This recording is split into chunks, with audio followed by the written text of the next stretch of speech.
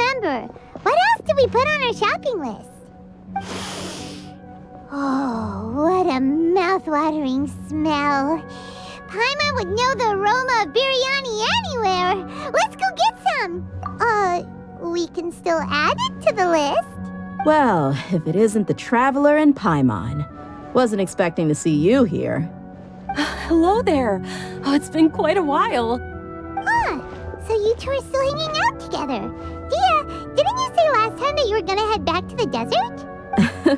I said I was going to resign from being her bodyguard, not that our friendship was over. We're still the best of friends. The Homayanis also still post jobs from time to time. Their pay is always generous, so me and the other mercs never pass them up. I told Dehya to just stay at our place when she took one of those jobs a few days ago. My parents were delighted. They even said that it always felt like we were missing someone whenever Dehya wasn't around. That sounds like something they would say, all right. They're always so welcoming. Anyway, the job is already taken care of, so I was gonna head back to the brigade as soon as I finished a little shopping. But the master kept insisting, and I ended up staying for another day. You can stay for as many days as you want, Dehya. Father hasn't even gotten around to treating you to his best dishes yet. You know I'm not the kind of person to stay put in one place like that, my lady. Don't worry, though. There'll always be next time. What? She said they'll treat you to the best dishes! Paimon can't believe you can still refuse that! But wait. Didn't you say last time that you would take me on a trip to the desert? Why don't you just take me with you today, when you leave?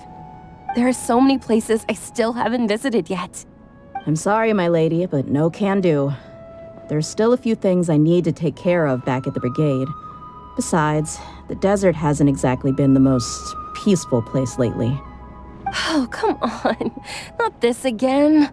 That's also what you said last time and the time before that. I know, I'm sorry. Just give me some more time, and I promise I'll plan the best trip ever for you. All right, fine. To be perfectly honest, it's not that I wanted to go, it's more like I feel like something is off about you lately. Ever since you first set foot on the estate a few days ago, you've been acting anxious and even paranoid. Have you been delaying our trip because you've run into some kind of trouble? Nah, are you kidding? You're worrying too much. Would you swear on that? Friends shouldn't lie to each other, you know. I wouldn't pry any further if you're willing to swear on what you just said. But if something really is bothering you, then just tell me. You know I'll help you however I can. Oh, looks like Dunyarzad was onto something. You're too perceptive, my lady. Seems I can't hide anything from you. I just thought that nothing good could come out of telling you about the messy happenings of mercenaries. Knowing too much only leads to more trouble. Mercenary life is a dog-eat-dog world where Mora reigns supreme. Everything operates on a completely different set of rules. That doesn't change anything about what I just said, though.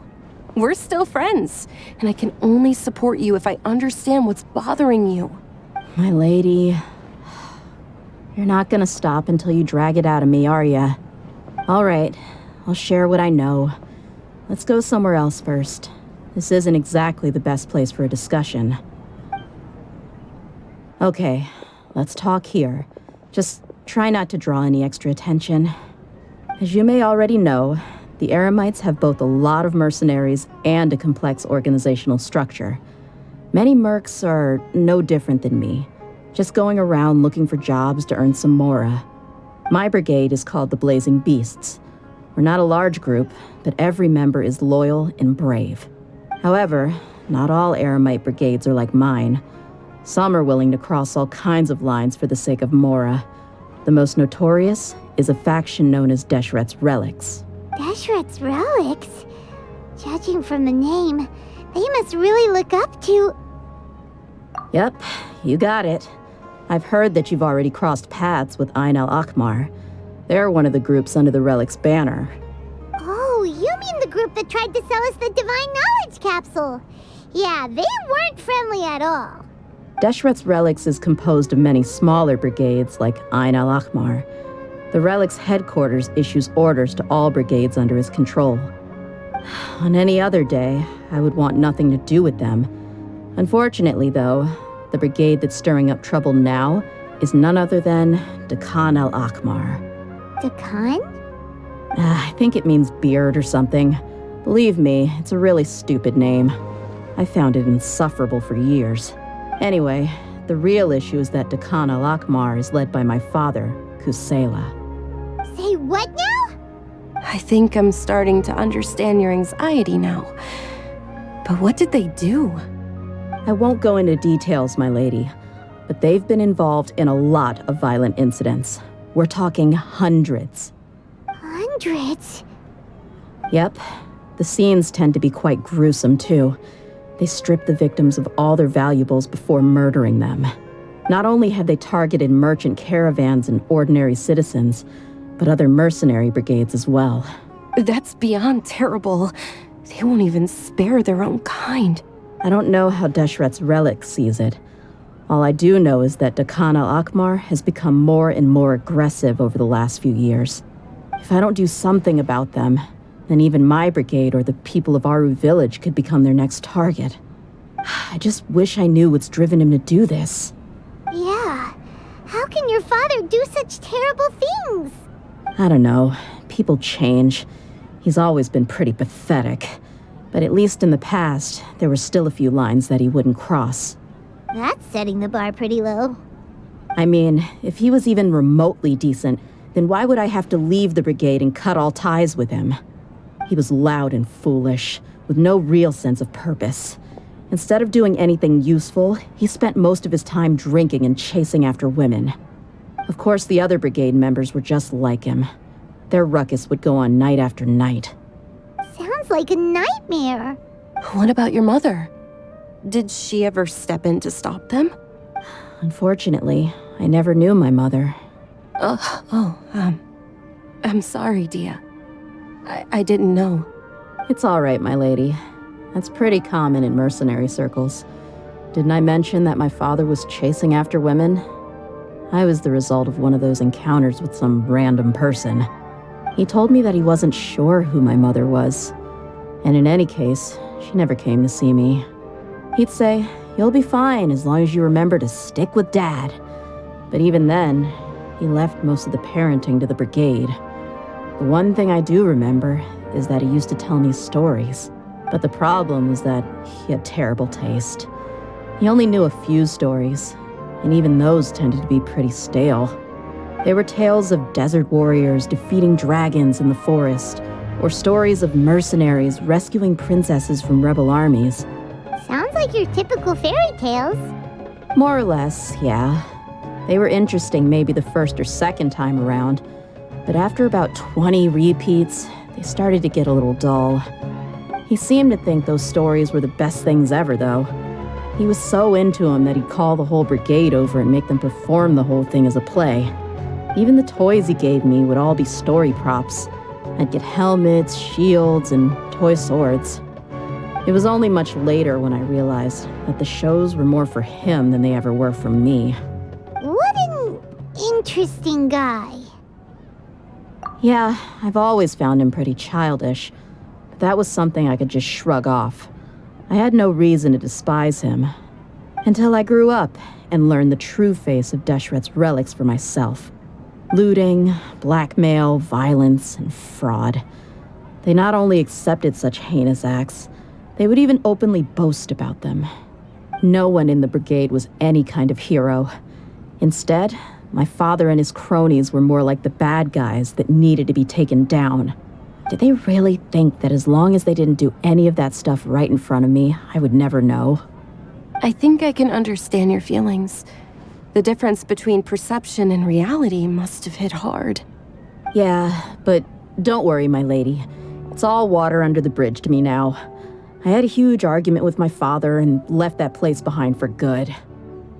I'm not investigating them due to any bitter feelings I still have towards my father. I just want to protect those that are close to me. Yeah, I told the boys to gather as much information as they could. Most of the reports concern violent incidents, but there's also some talk of smuggling. I see. But isn't this investigation incredibly dangerous? It is, but every mercenary lives life on the edge. It's a lifestyle that I enjoy. That may be true, but it'll be impossible for those who care about you not to worry. Well, now you get why I didn't want to share any of this with you. What should we do? They both have valid concerns. Huh? But there's no need for you to get caught up in this mess, too. Well, she's super tough, so if she went into the desert with you, then Paimon bets the problem would be solved in no time. I'm inclined to agree. I'd feel a lot more at ease if you took her along to help.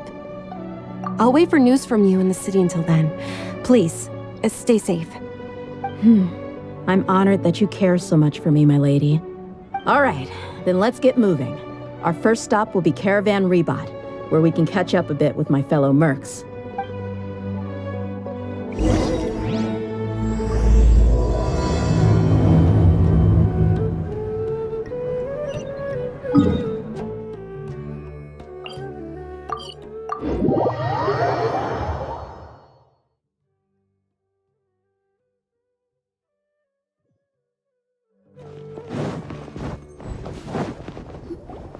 Hey, Dehya, you're back.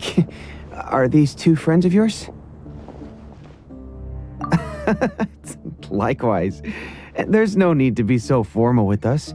We're a pretty casual crew. Anyway, since we've got a newcomer, let me fill you in on what the Khan Al-Ahmar's been up to lately. They've become extremely aggressive. Apparently, even their own now have become acceptable targets. They even attack other relics brigades, just the same as any other mercenary brigade. Even the most ferocious beasts still protect their own.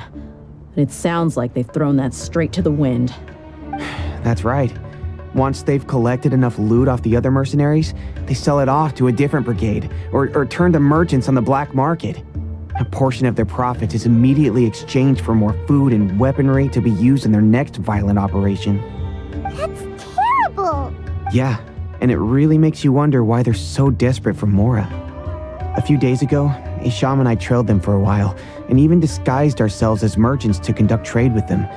We were able to learn a few things from the exchange. Rather than saying they're out to plunder and hoard Mora, it'd probably be more accurate to say that they're experiencing an internal power struggle. Wait, a power struggle? You heard me right. The vast majority of their victims are mercenaries from the other brigades of Deshret's relics. If their only goal was Mora, they could have gone after anybody. The targeted nature of their attacks points to a power struggle between the different brigades within the relics.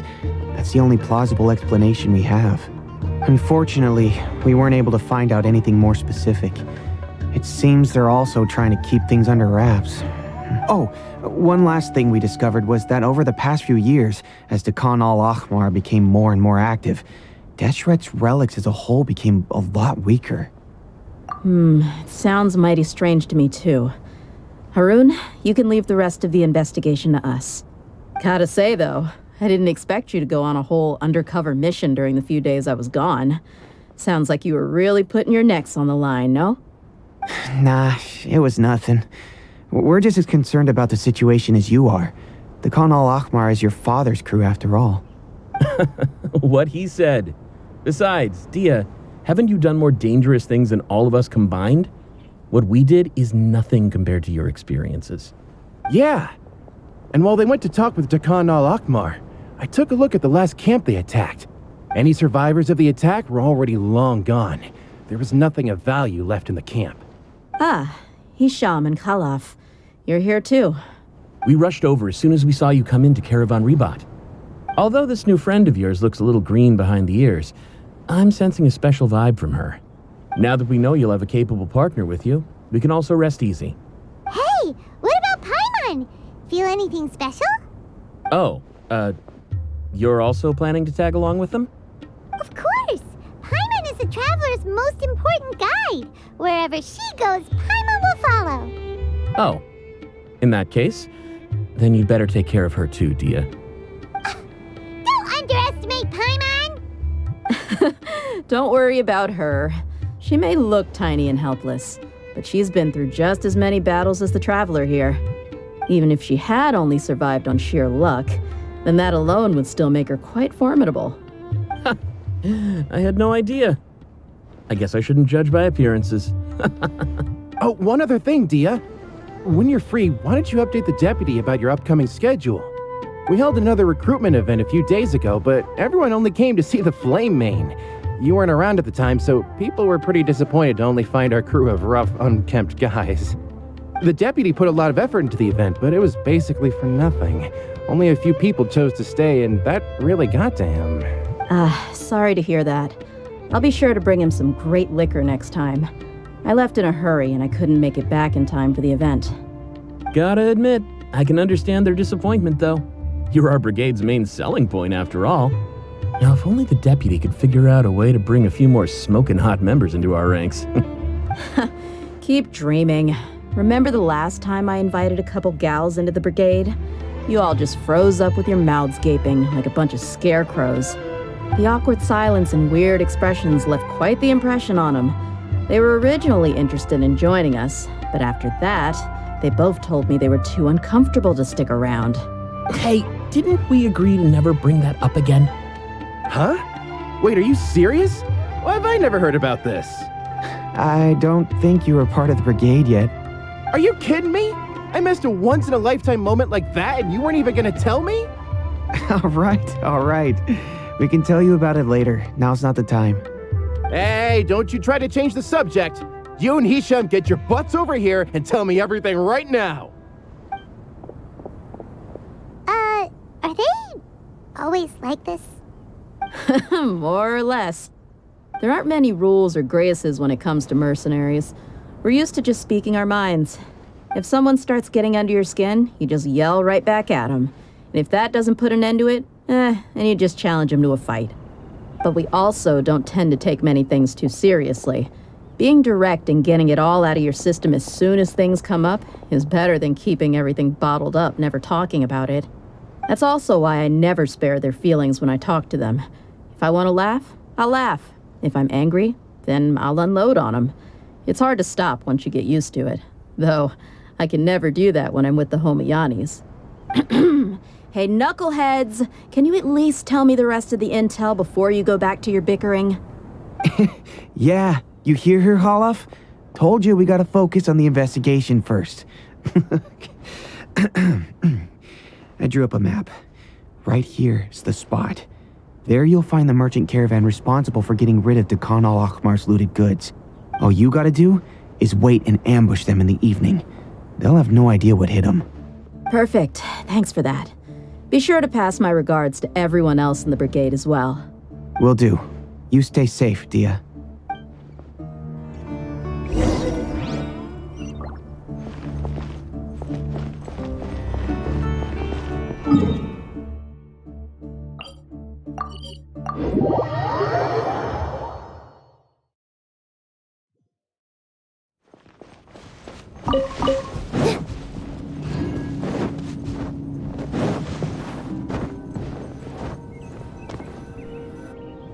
This should be the place.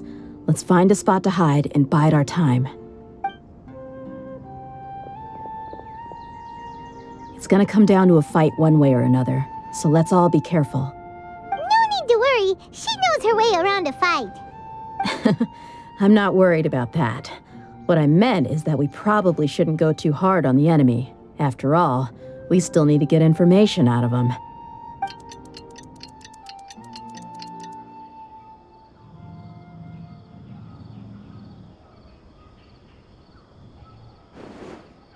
Here they come. You ready?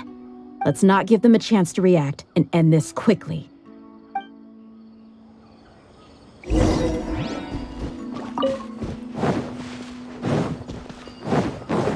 That's close enough. Here. This dance is for you. Things are about to get dicey.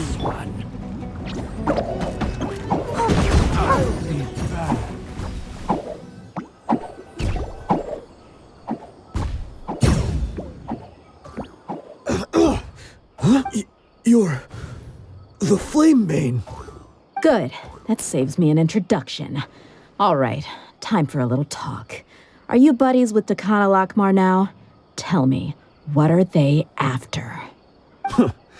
You know the code of being a mercenary just like everyone else. The first rule is to never divulge key information about our employer. What makes you think I'd talk? That might have worked on an amateur, but I know you're just looking to protect your reputation. Think about it, though. What's your reputation worth if you won't have the other tools you need to succeed in this line of work? Tools like, I don't know, your limbs or eyes? You've got 5 seconds. You might want to think twice about how much your employer's information is worth to you. Whoa!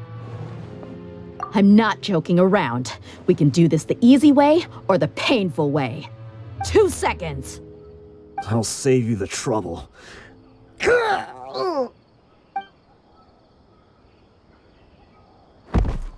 Huh? Are you crazy? He tried to bite off his own tongue.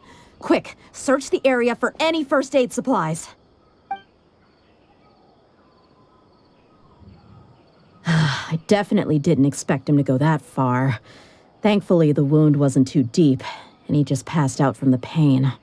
But why would he be so extreme? I just wanted to test his mettle. You can get a lot of mercenaries to talk just by threatening them. I didn't expect him to be willing to go through so much pain just to deny us some intel. Well, he's out cold for now. We could wait for him to wake up, but maybe it's not a good idea to interrogate him any further. What should we do? Yeah, don't worry about it. It'll be a waste of time to interrogate him again after that. He might just hurt himself again if we start asking. There are lots of goods around here. Let's search the area. Maybe we'll be able to find something. I'm really sorry.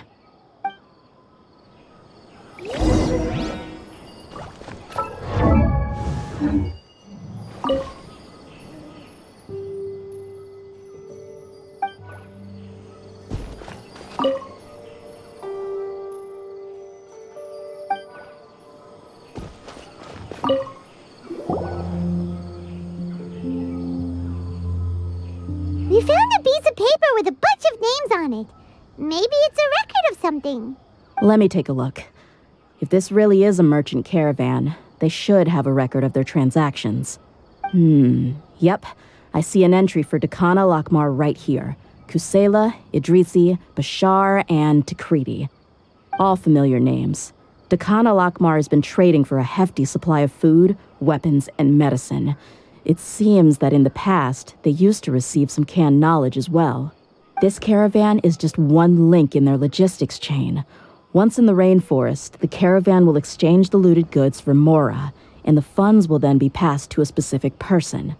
That person will then pack the caravan full of necessary goods, which will then be brought right back to Dehya Al-Ahmar. Wait, why is there no mora value recorded for the final transaction? No value? Yeah. Every transaction before the last one was marked with an exact amount of mora, but the final one, where they paid for everything to be brought back to the desert, was simply marked as delivered. Perhaps. But they couldn't have known how much they would make off selling the loot. Do they not care about profit margins at all? Anyway, the next part's the records of the goods themselves.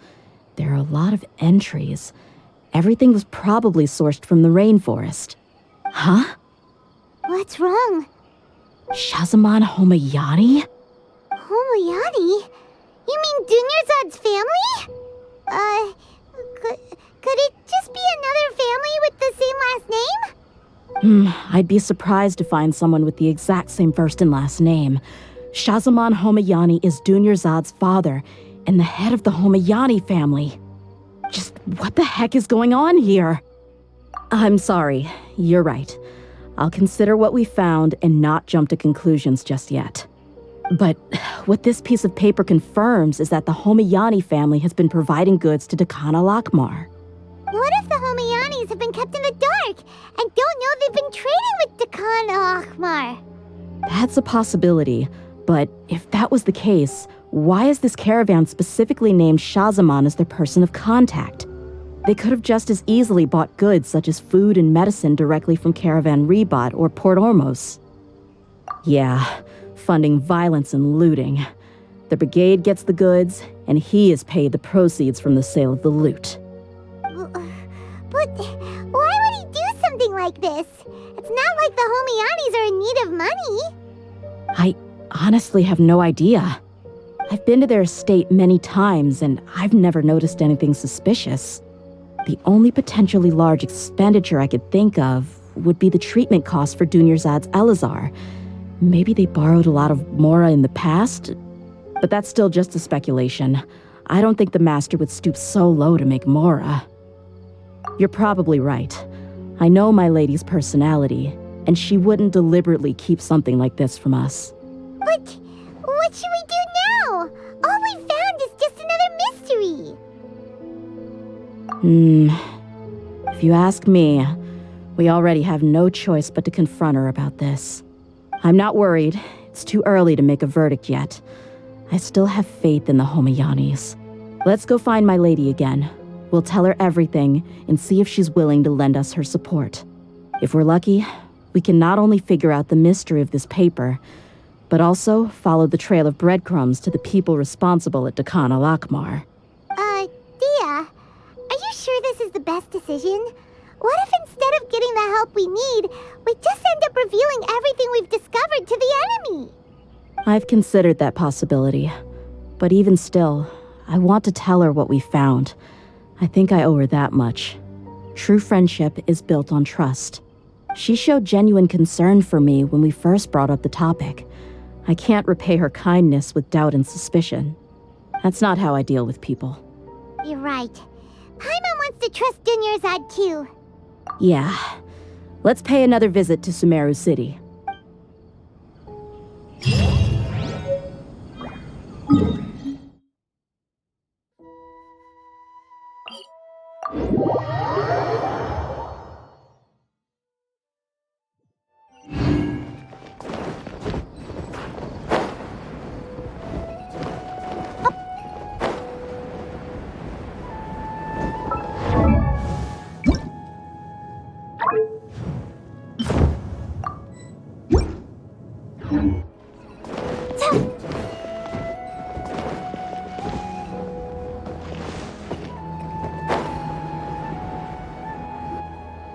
We're back, my lady.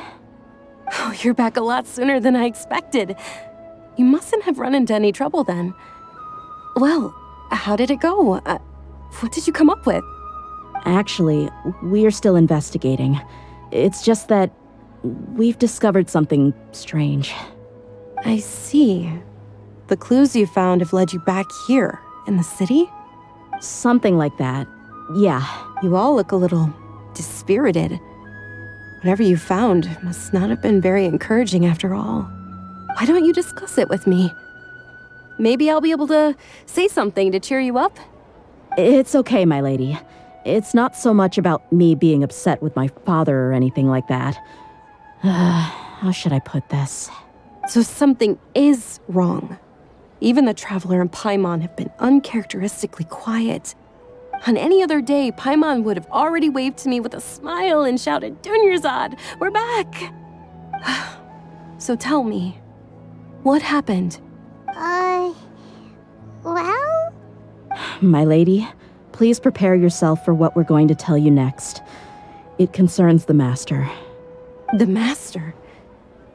You mean my father? Okay, I understand. Don't worry about me. I'll listen as attentively as I can. My father has been supplying goods to Dehya Al-Ahmar? Yeah, it makes as little sense to us as it does to you. I've never doubted the Master's integrity, so I'm having a real hard time rationalizing how he could ever support an infamous brigade like them. Maybe he's not actually aware of the full story and just stumbled into the deal by accident. I can't help but agree with the Traveler. Huh? You mean you feel the same way, Dunyarzad? Thank you for sharing all this information with me. Since you've told me everything you know, I should also tell you about some doubts that I've been harboring for quite a while. In the past, I thought that my father hired a bodyguard for me so that I wouldn't run away and get lost. However, there are plenty of capable mercenaries in the Corps of 30. Why did my father go out of his way to hire Dehya? About that. Well, the Homayanis really needed bodyguards, so they reached out to the Blazing Beasts.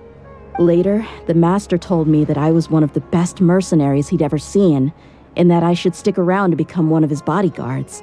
He offered me a pile of mora, so I just signed on. Well, but that didn't really answer my question. Just think about it. Why did my father specifically reach out to the Blazing Beasts? Maybe the Corps of 30 just didn't have anyone available, or maybe someone recommended us. I've never given it too much thought. I think I get what you're saying. You'd think none of this was a coincidence. Precisely. At first glance, nothing seems strange or out of place. But there are many parts of the story that don't actually make any sense. If my father had always been in contact with Dekan Al-Ahmar, then it would make sense for him to bring Dehya into her house. You mean the goal all along was to get Dehya to be your bodyguard? No, that's too much of a stretch. I cut all ties with my father a long time ago. He has no control over my life anymore. But that still doesn't rule out the possibility that your father has still been trying to influence your life without you knowing. So, the Master was not likely an innocent victim in all of this? Sorry we put all of this on you so suddenly, Dunyarzad. It's okay, Paimon. I should actually be thanking you. Regardless of his reasons, if my father has truly been funding a violent group of mercenaries, then it's my duty to bring him back to reason. But is that really the right thing to do? My father has committed many atrocities and deserves all the punishment that he has coming to him. I have zero sympathy for him. You may call me an ungrateful child, but my feelings will remain the same. However, the Homayani family has treated me with nothing but generosity and kindness. If we decide to investigate this further, we could end up implicating the entire Homayani family. I would be biting the hand that's fed me over all these years. Dehya. It's all right, Dehya. If anyone were to ask, you could always just say that I'm the one who instructed you to get to the bottom of this. You don't have to do that, my lady. I'm not conflicted because I'm afraid of taking responsibility. Besides, you're the one we should all be worried about right now. Hey, it's still too early to give up hope. What was that thing about friendship again? Right, yeah, trust! You said that yourself, Dehya. Besides, there's no point on getting all riled up before we've confirmed all the facts. Thank you, everyone. That makes a lot of sense. I guess I should always remember the trust that I've placed in people. In which case, my lady, could you ask the Master to come out and have a chat with us? Sure thing. I also hope he'll be able to give us a logical explanation. Let's meet at the usual place then. Usual place? Ah, right.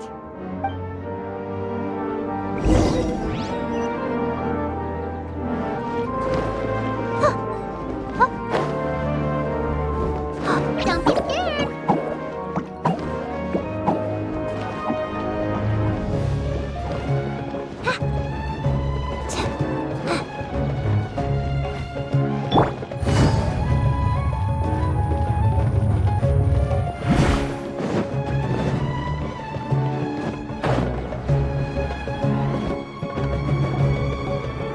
Thank you for coming, sir.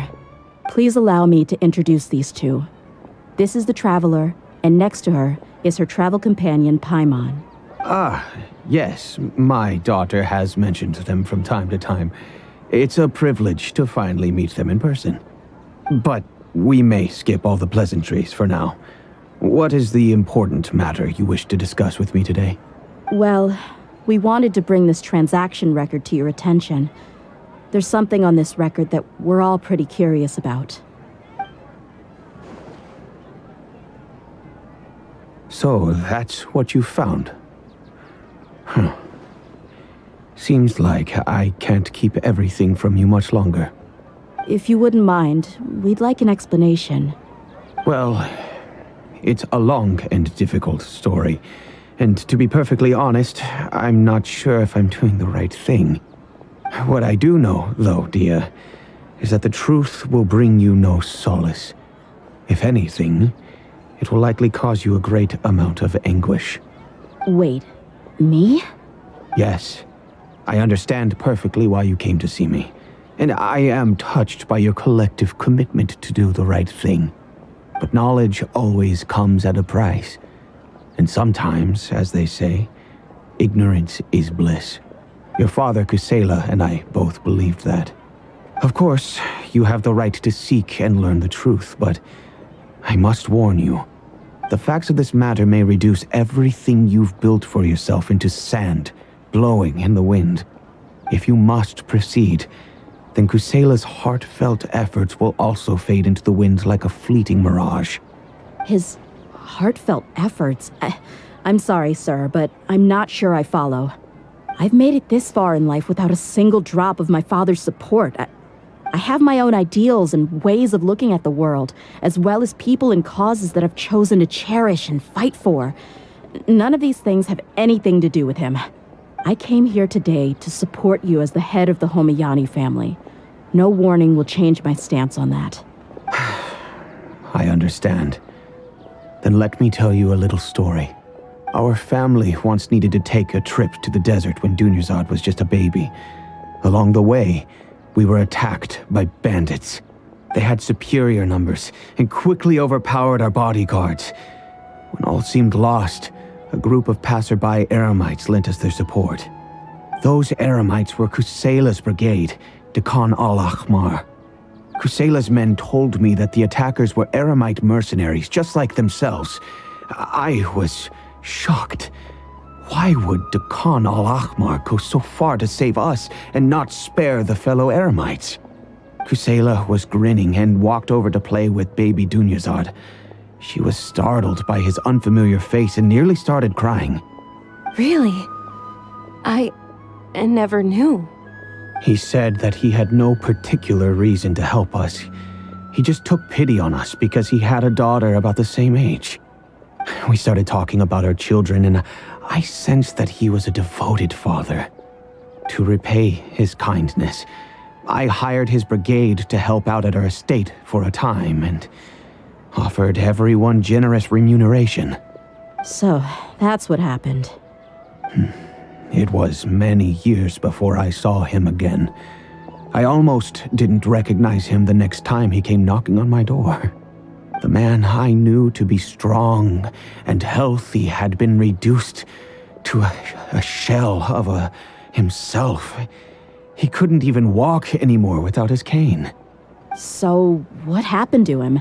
He was perfectly fine when I left the brigade. I'm not too sure myself.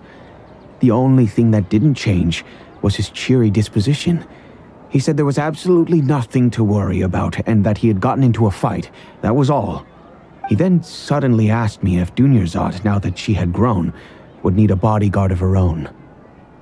At the time, Dunyarzad was going through a particularly severe bout of her Elazar. There was no need for her to have a bodyguard when she could barely leave the house. But he kept coming back to the topic. Come on, it never hurts to be safe. How do you know a bodyguard won't come in handy one day? I was completely lost at first, until he recommended the Blazing Beasts, and in particular, a mercenary named Dehya. So he was the one who recommended Dehya to you. Indeed. He didn't say it out loud, but it was clear that he saw Deshret's relics as an evil group who would eventually corrupt every member in their ranks. He was already beyond redemption, but he hoped that he would be able to detach his daughter from the vicious world of mercenary life. If Dehya could stay in my house and keep working as a bodyguard, then gradually her affinity for the desert would decrease, and she'd be able to leave her previous life behind. And that's why you offered her such generous compensation? Yes, but not just because of that. From the moment that he asked me for that favor, I also began to see Dehya as my own daughter. And that's also why I tried to persuade you to stay when you asked for permission to leave. I was willing to spend however much it took. Kusela saved my daughter and I all those years ago in the desert. I could never refuse him entrusting his daughter to me. He was always like that, acting like he's oh so smart and self-righteous. Kusela said that he'd reimburse me for a portion of Dehya's fees. I refused to take any mora from him, but he'd always send me funds anyway. Eventually, I just accepted them as a token of his gratitude. And that went on for a while until I received another letter from him a few years ago. The letter contained a request to help him buy food, weapons, medicine, and even explosive materials. Wait! Isn't that around the time that Deccan Al-Ahmar started becoming more aggressive? That's right. When I started to hear some nasty rumors, I became wary. I wanted to meet him face to face to discuss things. But by then, he was no longer receptive to my requests to talk. If I had to guess, it's probably because he doesn't want to put Dehya at risk. That thought occurred to me as well. I figured that he probably came to me for help because he had nobody else to turn to. After some deliberation, I decided to send him some food and medicine. I turned down all his requests for explosives and weaponry. I am aware that even such a reduced gesture of support could lead to others coming to harm, but I could not simply reject his plea for help. In the end, it probably was the wrong decision. I plugged my ears to the rumors and just chose a solution that made me feel least guilty about myself. If you can, please tell me where he is now. None of the things he's doing right now make any sense if he's just trying to keep me from getting tangled up in his world. If all he wants to do is steer clear of me, then maybe he shouldn't have brought me into this world in the first place. Oh no. Dehya, please don't feel that way. I'm just angry because I can't wrap my head around any of his actions. Another way? I don't know. I knew him, and he was nothing more than a childish brute. I can't understand what's going through his head. But I guess you do have a point. We haven't uncovered the whole truth yet. We still need to figure out his exact actions and reasoning for these last few years. I'll do my best to help. Of course, anything between the two of you would need to be resolved between you and him alone. I don't know Kusela's exact whereabouts. Outside of supplying his brigade with some goods, I tried my best to avoid getting involved any further with him. However, there's a man on the list named Jawed. He used to be a mercenary in the desert and is now a member of the Corps of 30. He's responsible for supplying weapons and liaising with the Deccan Al-Ahmar's merchant caravan. I think he should know Kusela's whereabouts.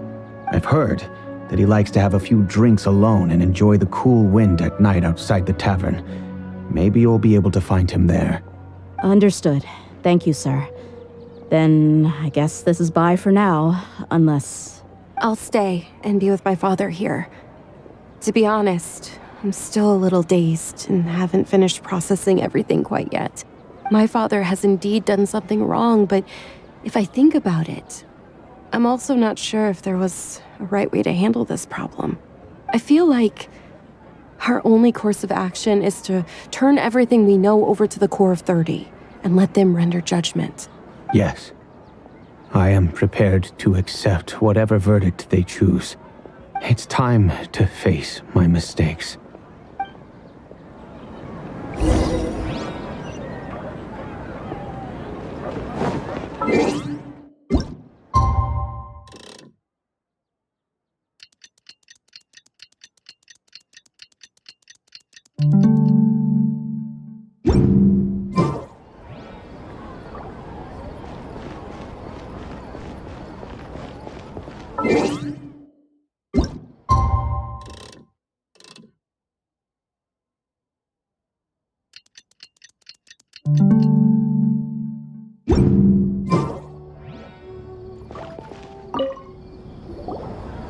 Huh? Who are you guys? I know what you've been up to. Smuggling weapons to violent brigades in the desert while working for the Corps? Pretty bold, if you ask me. Shh. Keep your voice down. How do you know all that? Come with me. We should take this elsewhere. I'll be happy to talk things over once we're somewhere private.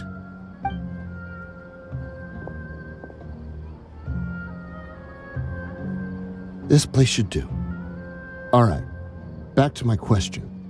How did you all know about me? Don't worry about that for now. You know what kind of punishment you'll face once we report you to the Corps, I assume. Wait, there's no need to jump the gun. Let's talk this out. What are your terms?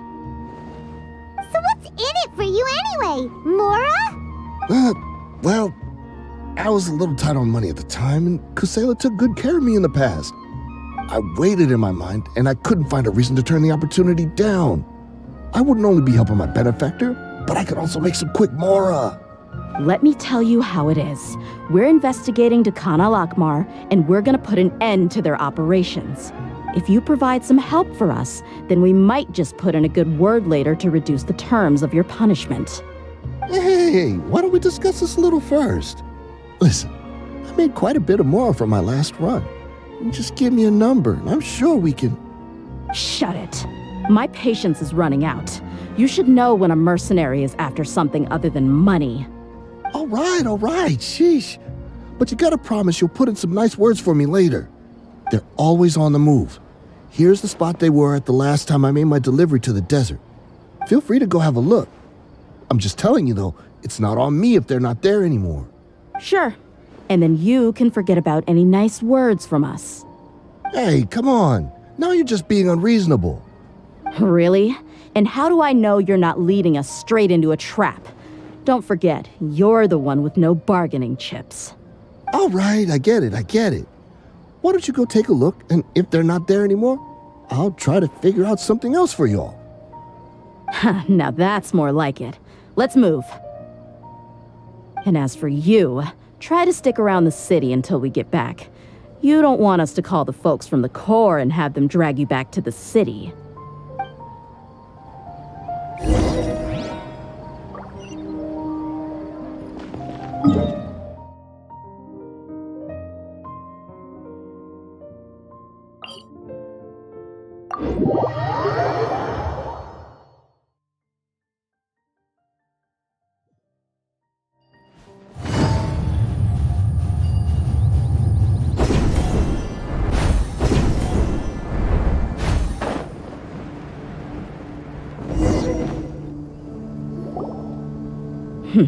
Seems like we're in luck.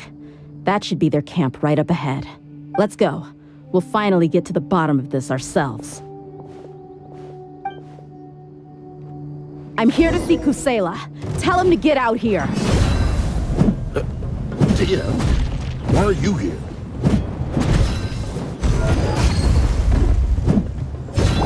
With all my strength. I see everything.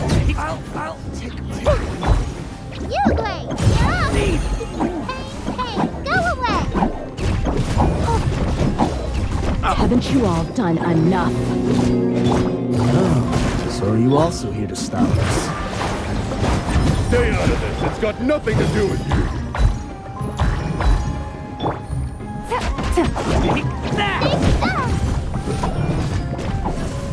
Committed to memory. All eyes on me. Positions. Oh, she's so strong. Enough fighting. We all know each other, and I don't want to take things too far. Just bring Kusela to me. There's no use hiding him anymore. Did you understand a single word I just said? Or do I need to bash your skull in some more? All right, everyone, let's all just calm down for a second. Dehya, the boss can't come out and see you anymore. He died a long time ago. What? Seems like you've been out of the loop for a while. Guess that's for the best, though. At least, that's what the old man wanted. When did he die? What happened to him? A few years ago, Kusela broke up Dehya Al-Ahmar and went to the Deshret's Relics headquarters by himself. So is that when you guys started acting up? We would prefer to call it taking revenge. Every last person in Deshret's Relics must pay in blood for what they did. Let me start from the beginning. Dehya, do you know how the head of the relics maintained order internally? Overwhelming strength and unquestionable authority? Those were a part of it, yes. But just those on their own weren't enough. They had another tool at their disposal. They called it a person's record. Regardless of whether they joined by their own will or were coerced, every person in Deshret's relics were forced to leave a record of themselves at headquarters. Whether it be their deepest sin, some unforgivable act, or their most immoral exploit, the record served both as a symbol of loyalty and the perfect material for blackmail. That's precisely it. Every one of us have a record. Me, Bashar, Tikriti, and all the boys who grew up with Dehya and ended up joining our ranks. But you, Dehya, you were never asked to provide a record, were you? I never even knew this was a requirement. You were probably the only person in all of Deshret's relics who didn't know about it. Ever since you were born, Boss had been trying to shield you from this organization's sinister rules. Not only that, but he also banned all of us from committing any nefarious acts. He said he'd take care of the dues we had to pay regularly to headquarters. But in the end, he was just an ordinary person. What could he do? He was forced to go to headquarters again and again to account for missed dues and incomplete records. He'd come up with all kinds of excuses and get beaten up as a result. We all knew he was doing that for you. He wanted to get you out of this world, no matter what it took. And that's why he became a shell of himself and couldn't walk without a cane. Wait, but that doesn't make any sense. I didn't know about any of this, and I'd never seen him get injured or beaten. Because you were too young at the time. How would you ever tell between wounds from a beating and wounds from battle? When you left home after that final argument with him, he seemed to age by a decade overnight. Even his hair went gray. So even the blazing beasts were... Yep. It was all his doing. Had he not arranged them to come to you, you probably would have been reduced to a pulp before you ever left the desert. A few years ago, Boss said he needed to make another trip to headquarters. He was already pretty weak then, and we all assumed he was going to get beaten again. I suggested that he hand the role of leadership over to me, but he said there was no longer any need, since the Khan Al-Ahmar would soon be no more.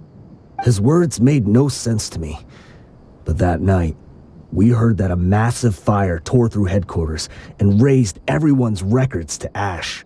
Everyone gained their freedom that night. Many members fled, not just from our ranks, but from the other brigades as well. But how could we leave with a clear conscience?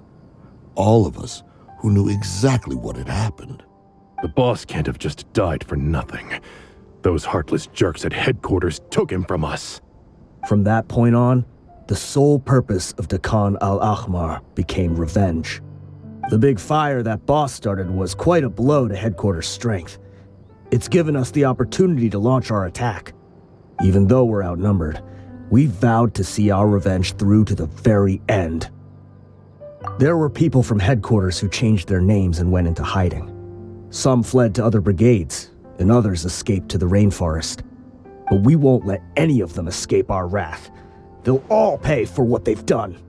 We've suffered plenty of losses as well.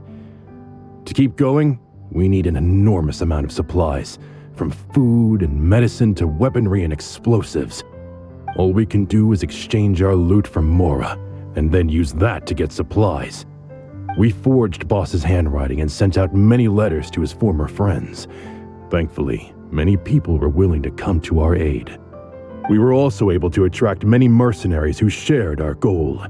We've endured unspeakable pain to win many impossible battles. Deshret's relics have become weaker and weaker, and now we finally have an opportunity to directly strike their headquarters. Paimon doesn't know what to say anymore. We do know right from wrong, but we were sinners from the very beginning.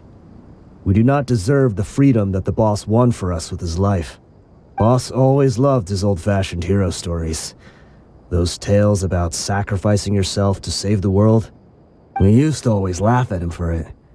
But in the end, he really went and lived those stories out himself. As for me, I never considered myself a hero. We're all the lowest of the low. We have no right to even imagine such an existence. But maybe those hero stories he liked foreshadowed everything that was to come. The spirit of the hero touched all those he had saved, and more people joined his cause. Maybe we were all just acting along with the play in the beginning. But as we acted the parts and recited the lines, we were drawn in. And now, we want to see the story through to the end. I'm sorry, Dehya. I know you always found us insufferable ever since you were young. Just think of this as a madman ranting. I'll go with you. Huh? Dehya? You wanna go with them? I grew up with these guys, and I know they're not bad people. It's just that some situations get so bad that it's difficult to tell good from evil. All I know is that Deshret's relics must be destroyed. Furthermore, I want to go see the place for myself. I want to know if my father is still there. I know you don't want to get involved in this, so there's no need for you to tag along. I can do this on my own. Yeah, Paimon feels like we'd only regret it if we don't see this through to the end. Thank you. We'll be a lot stronger together with you.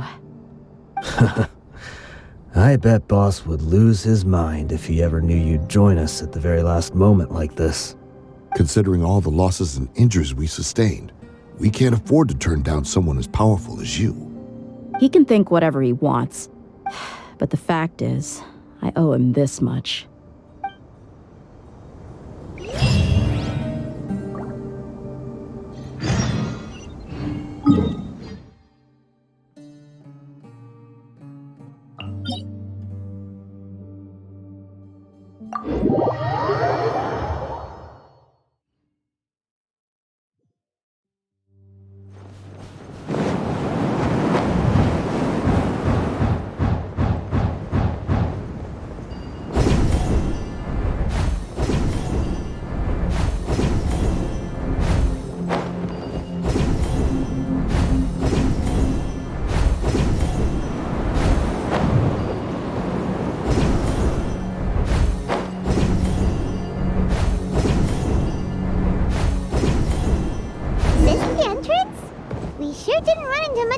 On the way here.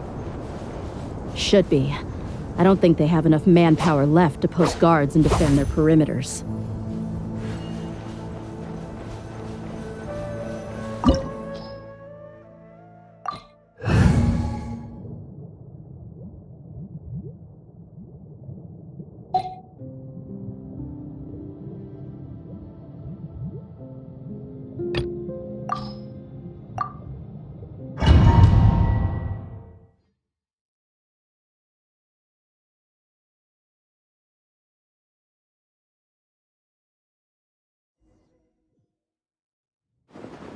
Wow. Paimon didn't expect it to look like this on the inside. They should all be holed up in here. Don't know how many people they've got left, though. Who cares? We'll round up all of them. Still, we should be careful. Even if they've only got one shot left, it could still take us out. Yeah, we'll know what they're really capable of once we've landed some hits on them. Deshret's relics may have been a force to be reckoned with before, but their name means nothing now. Yeah, they don't stand a chance with you here. I'll take the lead. I've been here once before.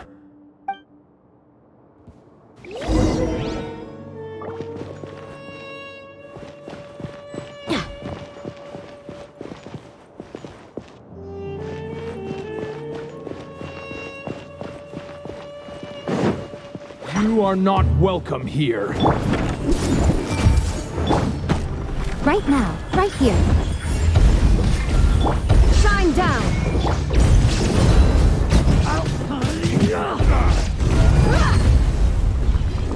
How regret new hunting bag.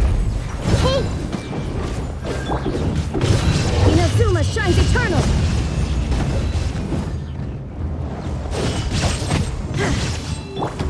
Show them. Right now. Emerge. Gloves off! Need. Melee lucky today?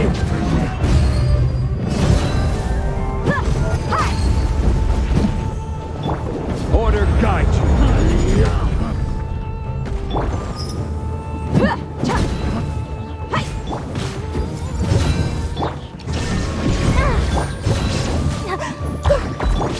I'm getting sick of this game. Buckle up!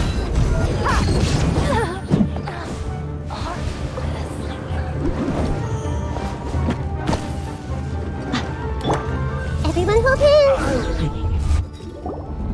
This way, follow me. We're almost there. Wait!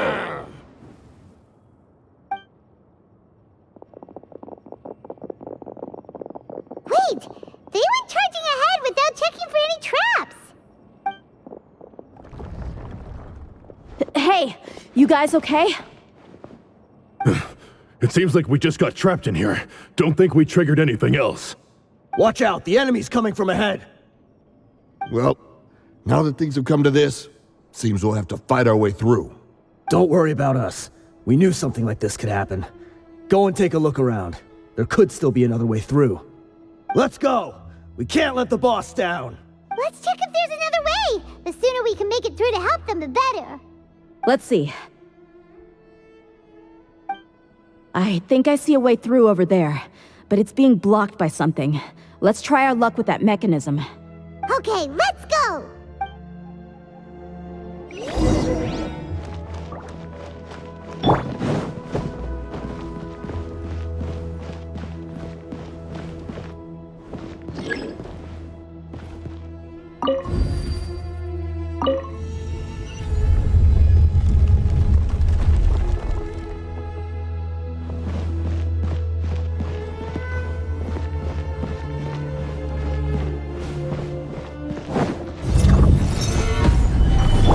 I see everything!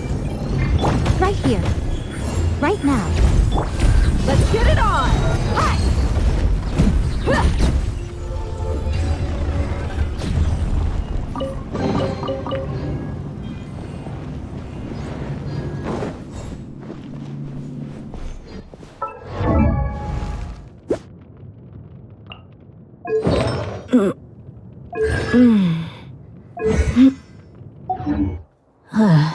Another mechanism like the one before, but this one's being blocked off in the middle. We just need to adjust it a little.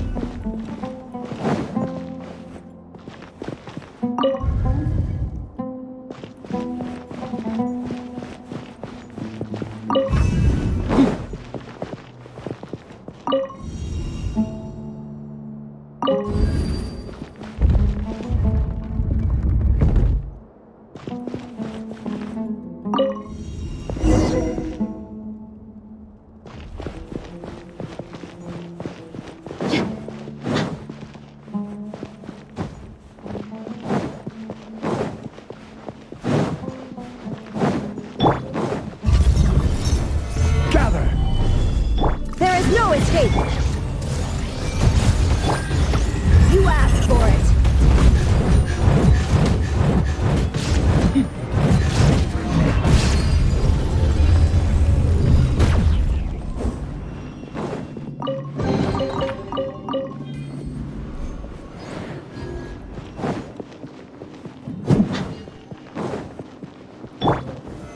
Solidify! Come on out. Emerge. Right now. Shine down. Torn to oblivion.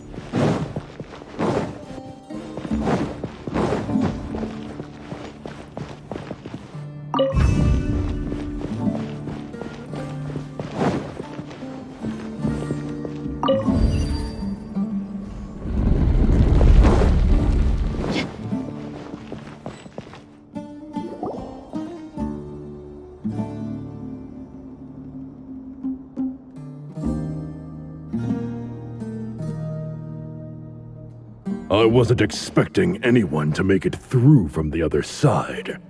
But as a desert dweller, I suppose we should be used to our folks defying all expectations. Don't waste your breath. You have nowhere to run. Run? Had I wanted to run, I would have fled 1,000 times already. I witnessed the golden age of Deshret's relics. Even if I could leave this place behind, all that awaits me now are endless days of humiliation and ruin. Even now, my brothers and I still believe in one thing. The greatest should never live to remember their fall. So you want to go out in a blaze of glory? Let us draw our weapons! We will show them the true power King Deshret bestowed upon his followers. They are but two, while we hold within ourselves the entirety of the relic's glory. Wave 1, charge! Eliminate them! I see everything. Right here. Emerge. Right now. Illusion shattered. Now you shall perish. Don't think that you've won. You're just getting started.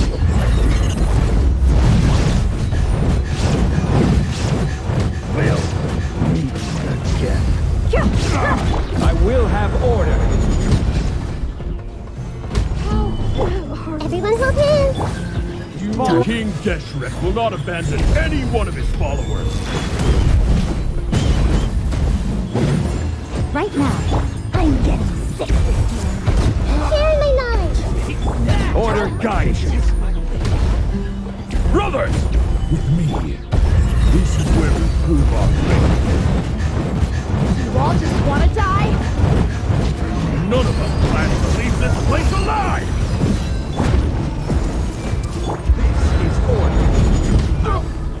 Gather!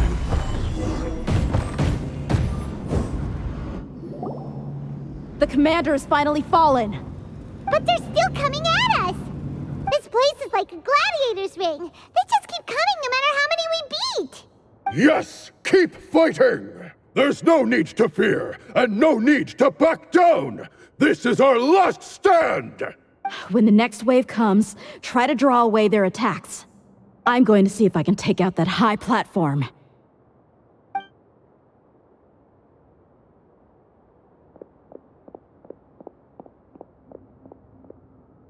Get out of my way! Come and face me, Michel! Ugh, so they've broken through the front as well. Apologies, Lord Michal. They fight like absolute madmen. No matter how much we throw at them, they just keep coming for more.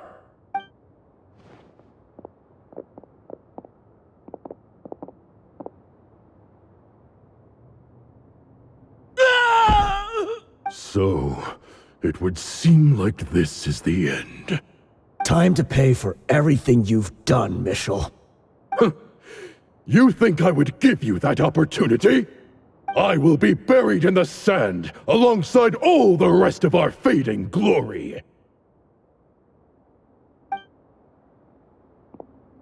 Hey, wait!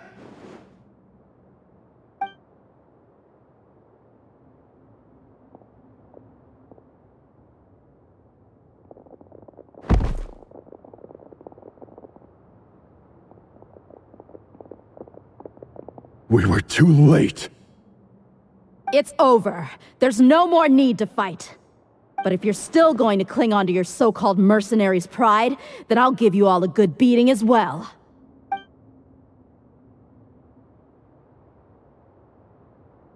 Hey, Dehya!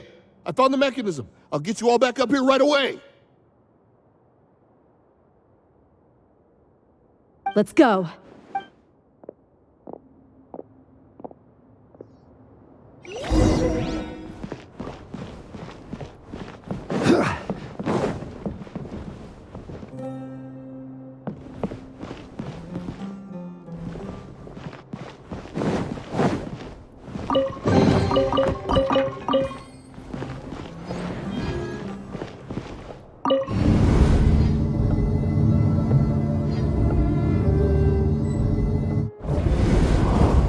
Who are you filthy rats? And why are you always pestering us? You call yourself a member of the infamous Deshret's relics, and you still can't even tell who's made it all the way to your headquarters? Who knows what intent a bunch of rats may have? We try to catch a couple, and you all just show up on the other side instead. How are we supposed to figure out what you're after? Hey, have you ever heard of a man by the name of Kusela? Why would I know? It's not like I'm in charge or anything. This is your last chance to talk. Hey, I said I don't know anything. I'm just an average member here. I'm telling the truth. If you're here to find someone, why don't you look through the records yourselves? Who can remember every name and face with so many people coming in and out every day? The irony. His life became a light for so many, yet to others, it wasn't even worth remembering. Where's the records room? Answer me! It's right over there. All the files are in there. You can go through them as much as you want. It's not like any of them still matter anyway. I mean the old records room. The old records room? You mean the one that got burned down? Kusela. Ah, yeah, I remember him now. The guy who could hardly walk. Watch your mouth. That's our boss you're talking about. He was definitely faking it. We all let our guard down as soon as we saw him come hobbling in. But in the short time it supposedly took him to take a dump, he'd already gotten away and started a fire in the records room. He couldn't have possibly outrun us if he wasn't a fraud. And after that, Deshret's relics fell into complete disarray. Stop wasting our time. Every one of us here is perfectly aware of what he had done. Tell me, where is the old records room? It's just over there. Go see it for yourself if it means that much to you. There's nothing left in there but ashes. No human could ever survive that kind of inferno. Bashar, Tikriti, let's go. We'll leave the others here to guard these guys. Spare them no mercy if they try anything.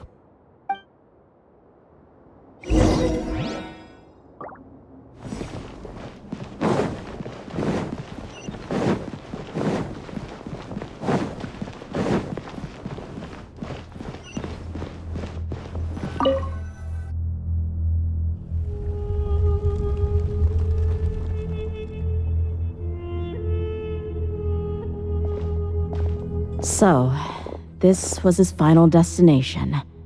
How did he do it? Getting past all the guards with a limp and sneaking in here to start a fire?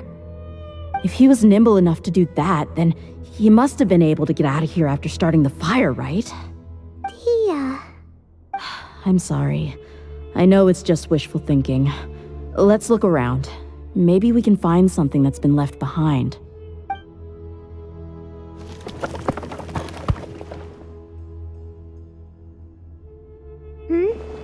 Is this a cane? It must be the one that Dehya's father used. Kusela. Thanks for everything, boss. We're fortunate to somehow find that cane after that fire. Let's split up and look around some more. What if something else has been left behind? But what else could survive a fire like that? Huh?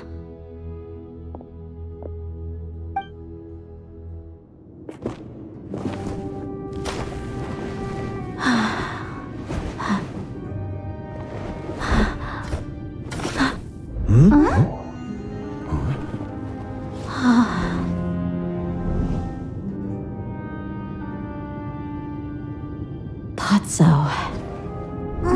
Wait! Isn't that the toy sword you played with as a child?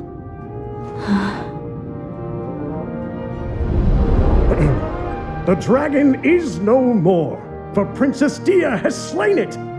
Its head now hangs above the city gates. Her bravery has brought eternal peace and prosperity to us all. Dehya, come on. This is the most important line. You can do it. But Dehya, you defeated the dragon. Everyone's waiting for your speech. Still too shy, huh? All right, I'll do it. I hereby proclaim our victory. Evil shall plague us no more.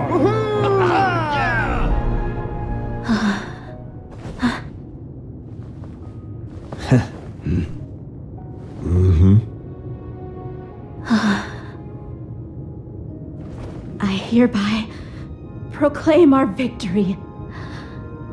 Evil shall plague us no more, Dad.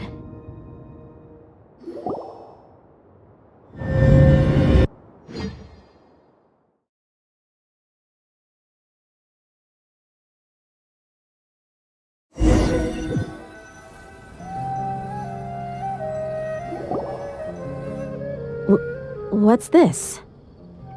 Don't you remember? You asked Paimon what she would do if she were to wake up tomorrow with loads of money. And Paimon said that she would get boatloads of tasty snacks.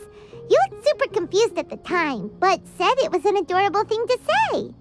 These opportunities don't come by often. So today, Paimon's gonna treat you to a special crash course on Paimon's life philosophy. Hey, come on! Paimon's not that stingy. Anyway, the point is that you should eat to your heart's content. You'll feel better for sure once you've gotten something in your tummy. Dunyarzad will also be here shortly. She's already heard that we're back. Aw, thanks you two. Honestly, this is very unlike me. I just had a lot on my mind on our way back, so I didn't know what to say. My chest was filled with all kinds of intense emotions.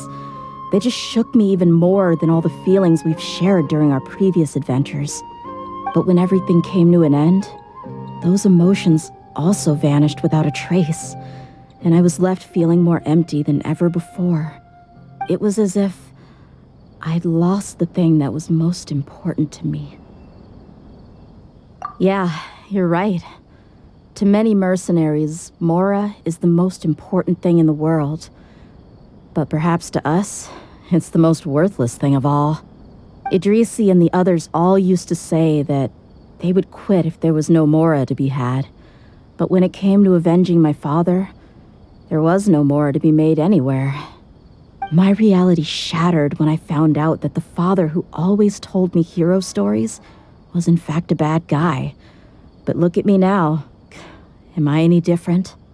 Despite all my promises about never forgiving him and never trying to understand him, I still went to such lengths to find out the truth and nearly even shed tears for his sake. We're hypocrites, all of us. Yeah, you're right. It's just a pity that we often only recognize our true feelings after it's already too late. You're back! Are all of you all right?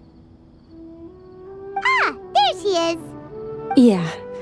Many people from the Corps of 30 came over, and I just wrapped up everything with my dad. All I can do now is wait for their verdict. Huh? Dehya, you're looking quite down again. Paimon will explain. A lot happened while we were gone.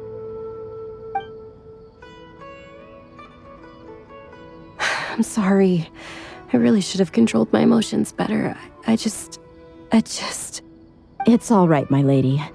You were hurt by all of this as well. Truth be told, I'm starting to feel a little guilty watching you cry like this. But Dehya, your pain must be even worse.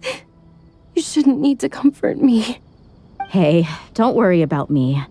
If anything, this whole thing has finally shown me the difference between illusion and reality.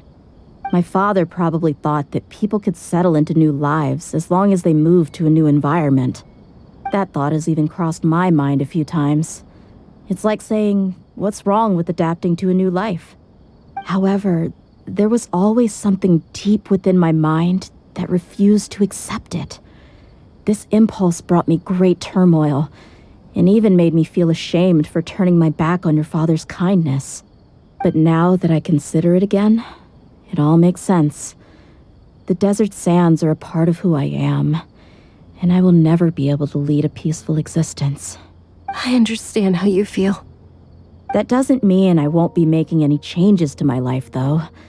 As an example, I'm now thinking about taking on some small odd jobs. It's just like Idrisi said.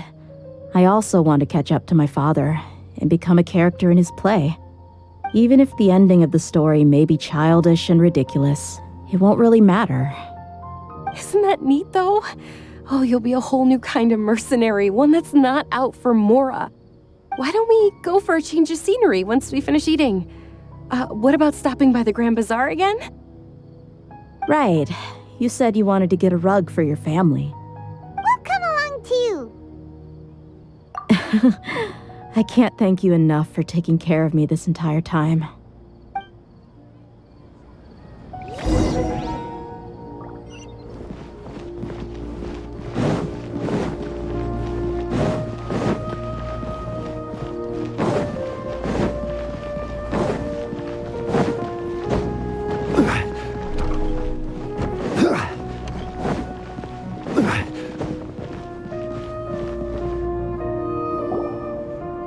This rug here is quite something.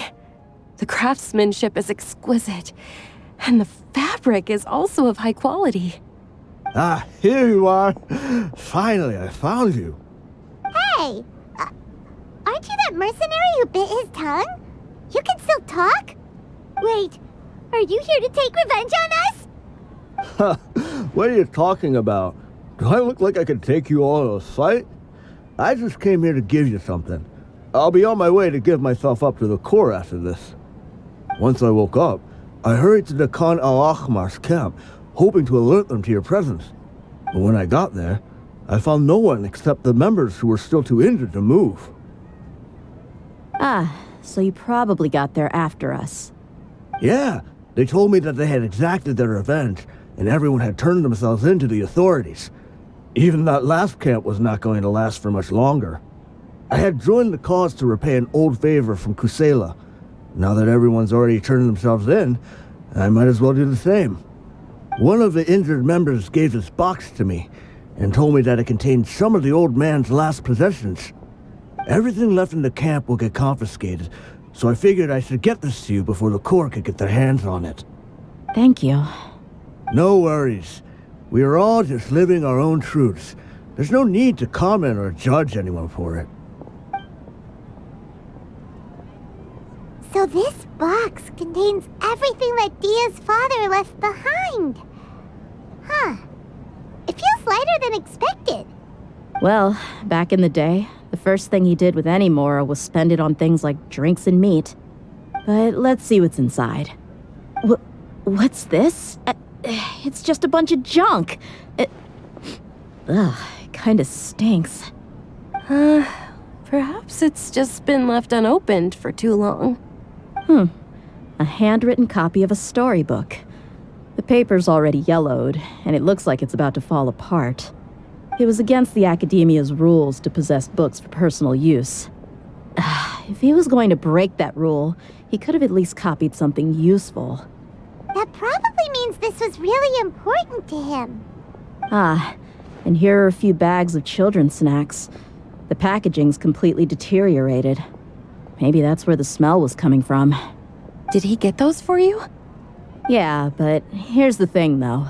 Even when I was a child, I was never a fan of these kinds of snacks. He'd always say that he got them for me, but in the end, he always ate more than I ever did. Who even leaves snacks in a box like this anyway? Isn't that just common sense?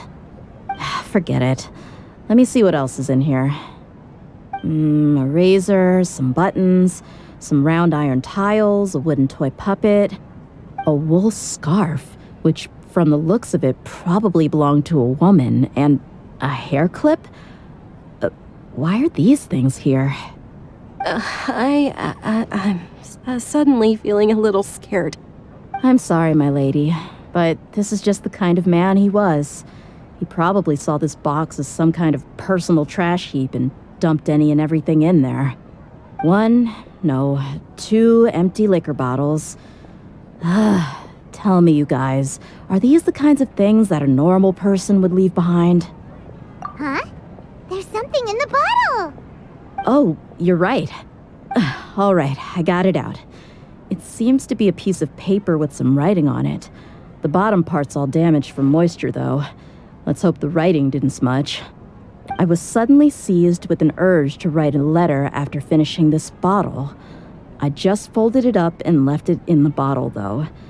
If I end up forgetting about it, it won't really matter. To Dehya.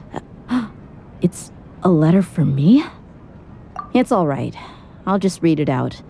If he went to the trouble of writing a letter, there must have been some important things that he wanted to say. Or at least record down. My condition's becoming worse and worse. Can't even walk without a cane anymore, much less go out and have fun. Guess I don't have many days left. If you're reading this letter, then I suppose I'm already long gone. You were adorable as a baby. Everyone loved you. And regardless of whether you were crying or laughing, everyone enjoyed having you in the group. But once you grew a bit older, you were no longer nearly as happy or cute. It's probably Idrisi's fault. He was never up to any good. Can you believe this guy? He can point the finger at himself. Anyway, back to the point. To summarize, I'm writing this so you would know not to feel sad for me, even if you end up finding out the truth. The reason being that I was never your father to begin with. Wait, what? Surely, he must be joking, right? I don't know. I was quite formidable when I was young, and 100 times cooler than some so-called flame main. Really felt like the whole world was under my feet. With just a teeny tiny bit of effort, I felt I could rule over the entire desert. But as fate would have it, I went out into the desert for a drink one day and discovered a baby in the sands. It was you. You were just lying there, small and helpless. You were so tiny that if the wind blew for just a little while longer, you would have been buried forever. But your cries were so loud they made my head hurt. Now that I think of it, you really were a bundle of energy. Sounds like he's serious. I told Idrisi and the others that I had slipped up with a woman while out and about. None of them even doubted me. I'm sorry that I had to lie to them for so long, but I really had no other choice. I was their most esteemed leader, after all. It's not like I could just tell them that I suddenly wanted to play at being a father. At this rate, I'll puke up all the liquor I just drank from this bottle. Anyway, Dehya, you possess the kind of freedom and kindness that we could only dream of. As far as how you should live your life, that'll be up to you to decide. That's the end of the letter. In the end, he was still thinking of me as a little child. I suppose, or I would have suffocated under the sand a long time ago. He was a good father to you. The fact that he wasn't a blood relative doesn't change that. Yeah. It's just a pity that we had to learn the truth of everything like this. Do you already have some ideas about the decision that he wanted you to make? I do. If he first found me alone in the sands, then I want to try my hand at finding the person who abandoned me. I just have one wish. To tell them a story. That there once existed a childish and foolish jerk with a heart of gold. And that only under his care was I able to grow and mature into the person I am today. If you end up finding any leads, can you share them with us? We go on adventures all the time. Maybe we'll be able to find some information for you. Sure, I appreciate it. I wasn't expecting you to be so enthusiastic. I'll help too. Thank you. All of you. Thank you so much. My life has certainly had its twists and turns, but I've always considered myself lucky. Because no matter where I've gone, I've always been surrounded by incredible kindness.